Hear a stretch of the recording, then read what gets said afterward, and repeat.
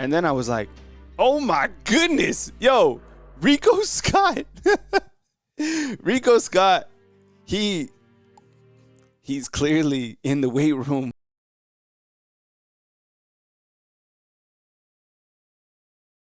And anytime we get photos of the Alabama Crimson Tide putting in some work, I love it. Remember last year, I think the crew went out with Milroe down to Florida. I can't remember where. I think they might have went to Tampa. This is common. So the guys go with the quarterbacks and, you know, they participate in workouts. In this particular situation, the quarterbacks and some of the wide receivers went out to Las Vegas, Nevada. And you're like, why Vegas? Well, you know what? This team has some West Coast connections. They really do. You know, look, you got, here are the players on the screen, but Derek Meadows out of Vegas, Jeremy Bernard out of Vegas. And I was thinking about this too. You know, Ryan Grubb was the offensive coordinator now. Oh, he knows Geno Smith. Geno Smith loves Ryan Grubb. Last year, Geno Smith had his best numbers ever with the Seahawks, right? Throwing for over 4,000 yards. Now he's the quarterbacks for the Raiders. I think he'll do well with the Raiders, but that's kind of the science. So Geno Smith was throwing to the receivers as well, along with the quarterbacks, right? So let me do this on full screen. Here are some of the Alabama players that I recognize. So you got Austin Mack. Austin Mack is a big man. I get it. He's a little bit more forward in the frame, but Austin Mack is like 6'7", okay? They might put him down at 6'6". I think he's 6'7". He's a little bit more forward in the photo than Derek Meadows, who is also 6'6", but Austin Mack is a big man, okay? I mean, look at his leg. He's just a giant dude. He's 230 pounds, okay?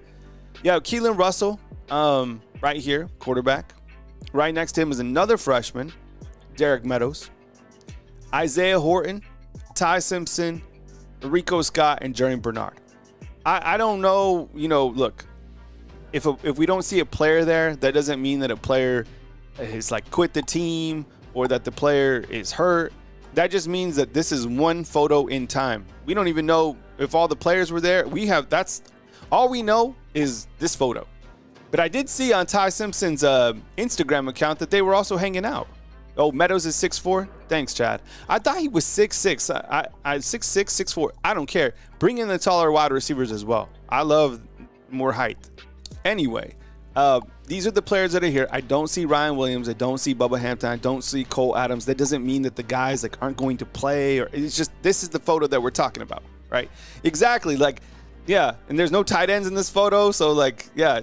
But I do like the photo. And then I was like, okay, kind of looking at the photo.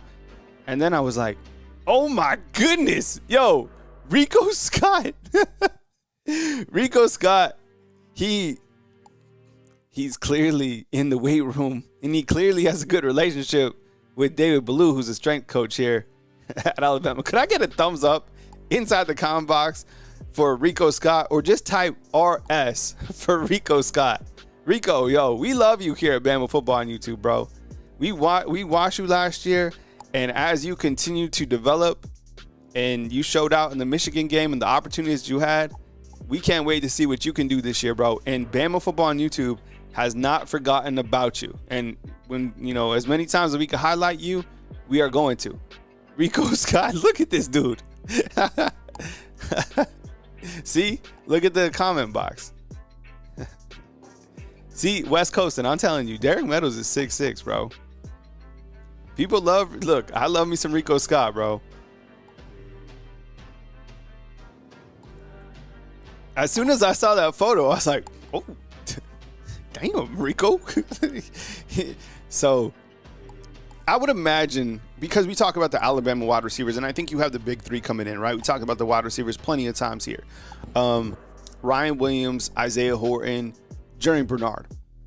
You know, those guys coming back I feel are the first three. And then after that, like another guy I don't see in the photo is like Jalen Hell. Don't read too much to like who's in the photo. Just like look at the photo for what it is. It's just guys putting in practice, you know. But I think that fourth wide receiver spot is going to be a rotation of guys who are super capable. That could be Lazier Brooks, could be Rico Scott, could be Jalen Hell. There is so much talent to get on the field and keep these guys fresh, that it's going to be problematic for any type of defense that they encounter. I look at it as a good thing, right?